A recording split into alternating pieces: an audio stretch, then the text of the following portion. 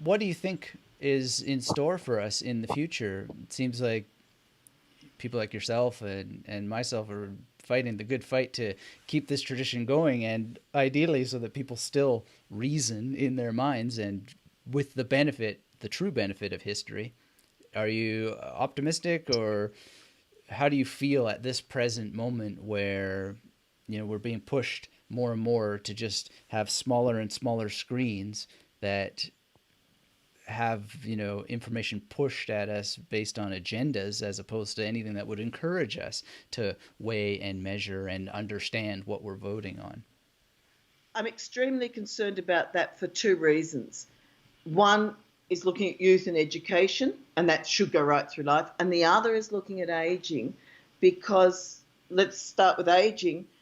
The research is very strong that we can keep laying down neural pathways, and there is evidence of 100-year-old people laying down neural pathways. But like exercising any muscle, you have to keep exercising it.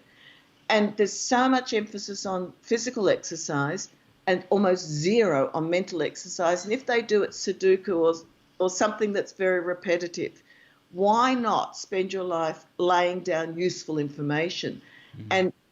and including identity. And song is one method that's the research on people with dementia that are almost unresponsive. And there's a whole lot of dementias, but we won't go into all that stuff, that play music from their youth and they will respond even though they're not responding, or place. And those seem to be the two things that are right deep in the brain that are some of the least to go. So why aren't we encoding our information in song and physical items and the landscape, rather than singing through our life about I love you, I can't live without you, and all the pop tunes that get hooked in your head?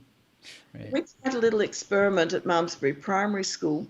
They'd all done force in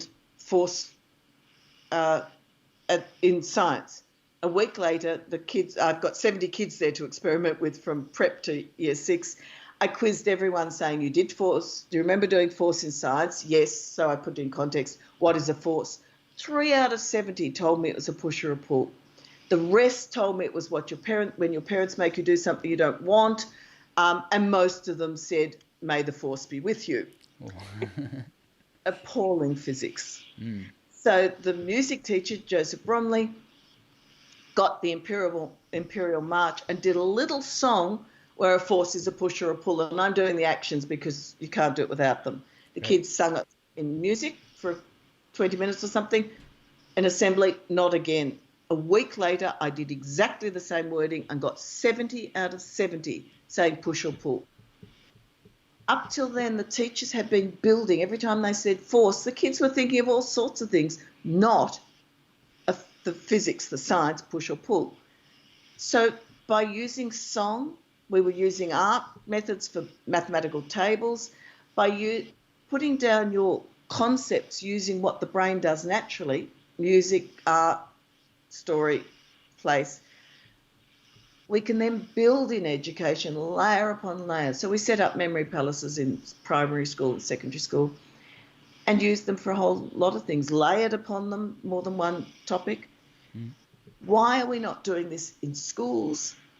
We don't have to change the curriculum at all. It's just enhancing it. Why not right through life and taking these into old age? Because I am convinced that people not exercising their brains, not constantly reinforcing those neural pathways, we will be increasing the lack of memory and aging and possibly dementia. And the research is getting pretty robust on that.